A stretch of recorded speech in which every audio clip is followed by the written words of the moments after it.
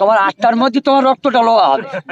হ্যাঁ, তা তুমি রক্তটা নিয়ে তোমার রক্তটা আগে পাঠিয়ে দেবো মেডিকেল হসপিটালে। অজ্ঞাত কেন কেউ ঠেকাতে পারবে না, 5-এর উপরে যাবে যাবে যাবে যাবে। আবার এদিকে আহসান বলেছে ওনাকে তুলে আনবো, হেন করবো তেন করবো। আমি বলি তোর যদি মার দুধ খেয়ে থাকি তাহলে বলিস আমার সাথে, আমি তোর সাথে দেখা করবো। রক্তদান করতে দেবেন, ওনাকে বলেছিলাম যে তুমি সকাল সকাল আসবে, তোমার 8টার মধ্যে তোমার রক্তটা লওয়া হবে। হ্যাঁ, তা তুমি রক্তটা নিয়ে তোমার রক্তটা আগে পাঠিয়ে দেবো মেডিকেল হসপিটালে, ওখানে গিয়ে পরীক্ষা হবে। তাহলে আমরা এখানে 5,000 পুরো করব। ও সওগাত কেন, আল্লাহর ইচ্ছায় সওগাত কেন কেউ ঠেকাতে পারবে না, 5-এর উপরে যাবে যাবে যাবে যাবে। সওগাত মোল্লাকে আসতে বলেছিল, উনি কি আসবে বলেছে? উনি আসবে কি না আসবে সেটা ওনার ব্যাপার, বলেনি আপনি? আমার সঙ্গে কথা হয়নি। উনি আহসান মিয়াকে সেদিন কালকে আমি ওখানে যারা প্রোগ্রামে বলেছিলাম, আহসান মিয়াকে জিজ্ঞেস করছি ওই লোকটা কে, তা উনি জানে না। ওনার সাথে 34 বছর ঘুরেছি আমরা, মোনাজাত মাস্টারের ছিলাম, উনি ছিল রাজ্জাক মন্ত্রীর বডিগার্ড। তাই উনি সেই সওগাত। আমার নাম মোসে, কেডা কার পুছতে আমি তো জানি না। উনি নাকি বলেছে, আবার এদিকে আহসান বলেছে ওনাকে তুলে আনবো, হেন করবো তেন করবো। আমি বলি তোর যদি মার দুধ খেয়ে থাকি তাহলে বলিস আমার সাথে, আমি তোর সাথে দেখা করবো। কোন তারিখে কোন সময় যেতে হবে মোসে সেখানে যাবে।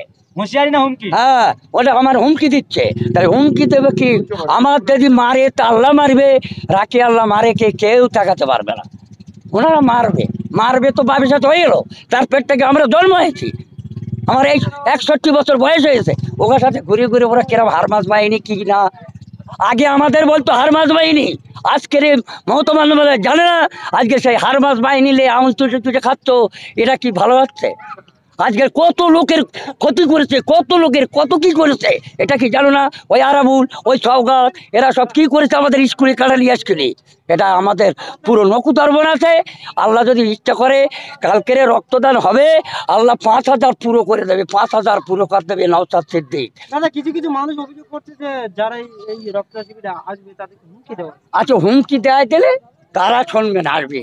আমার মা বোনেরা ভাই বাপেরা সবাই একে চলে আসবে, কারণ হুমকির ভয় করে না, হুমকির ভয় আর করবে না।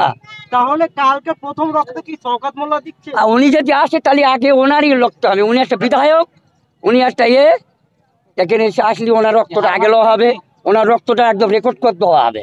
হ্যাঁ, আমি বেশি কিছু বলবো না। উনি আমার বলেছিল এই সংস্থা বন্ধ করে দেওয়ার জন্য উনি নাকি ব্যস্ত হয়েছিল।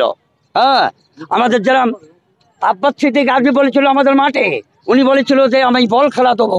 আমরা বলেছিলাম ঠিক আছে, তোমার ক্ষমতা থাকে তুমি ওই মাঠে বল খেলা দেবে। তারপরে সেই আমার আব্বাস সিদ্দিক ভাইজান ওখানে জলসা করে চলে গেছে, ওর ক্ষমতা আছে, ওখানে আসতে পারবে, আসুক। গ্রামের লোক বলেছিল পিঠির চামড়া একদম খুলে ফেল দেবো একদম।